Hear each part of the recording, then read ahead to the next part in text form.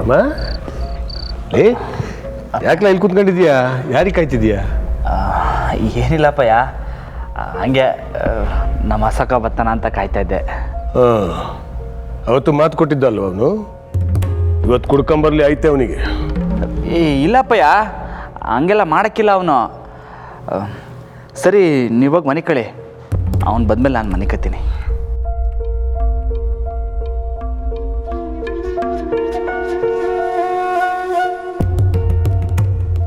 ಬಂದ ನೋಡು. ಅವನು ಬರ್ತಾ ಇರೋ ರೀತಿ ನೋಡಿದ್ರೆ ಕುಡ್ಕೊಂಡೇ ಬರ್ತಾವನವನು.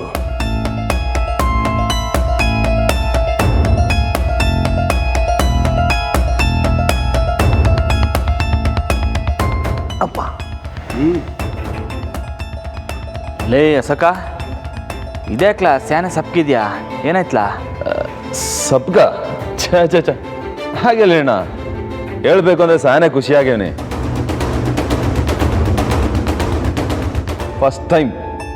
ಫಸ್ಟ್ ಟೈಮ್ ಲೈಫಲ್ಲಿ ಖುಷಿಯಾಗಿವ್ನಿ.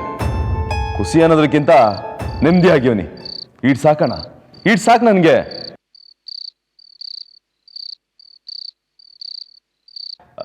ನೀನೇ ನಿನ್ನ ಮ್ಯಾಕೆ ಕೆಲಸ ಮಾಡೋದು ಬೇಡ ರಾಮಣ್ಣ, ಎಲ್ಲ ನಾನೇ ನೋಡ್ಕೊಳ್ತೀನಿ.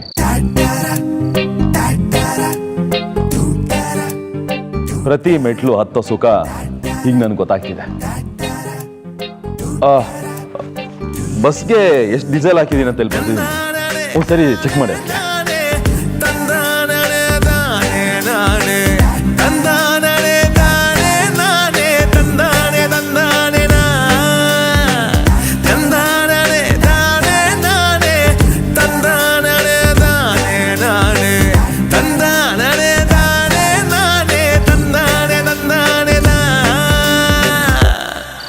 ಈಗ ನೀನು ನೋಡಿದ್ರೆ ಹೆಮ್ಮೆ ಅನಿಸ್ತೈತೆ.